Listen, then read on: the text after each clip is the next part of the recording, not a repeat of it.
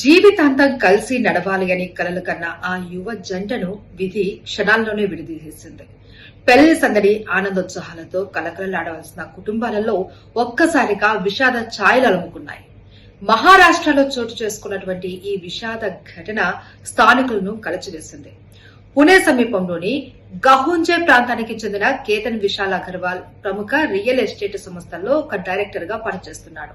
అయితే ఈ ఏడాది నవంబర్లో అతని వివాహం జరగాల్సి ఉండగా వేడుకల కోసం ఉదయపూర్లోని రాజ్భవనాన్ని కూడా ముందుగానే బుక్ చేసినట్లు కుటుంబ సభ్యులు తెలిపారు. అయితే కాబోయే భార్య పుట్టినరోజు సందర్భంగా ఆమెకు ఏదైనా ఒక ప్రత్యేకమైన జ్ఞాపకాన్ని అందించాలి అని భావించినటువంటి కేతన్ గురువారం ఉదయం ఆమెతో పాటు తన ఇతర స్నేహితులతో కలిసి పుణేలోని ఒక చారిత్రాత్మక లోహగఢ్ కోటకు వెళ్లాడు. అయితే అక్కడి ప్రకృతి అందాలు, దట్టమైన పొగమంచు నడుమ ప్రీ వెడ్డింగ్ ఫోటోలు దిగుతూ ఉండగానే అనూహ్యంగా విషాదం చోటు చేసుకుంది. ఫోటోషూట్ జరుగుతూ ఉండగా కాలు జారి లోయలో పడి చనిపోయాడు. ఈ విషయాన్ని అతని స్నేహితులు కూడా తెలిపారు. అయితే దీనిపైన పోలీసులు విచారణ చేపడుతున్నారు.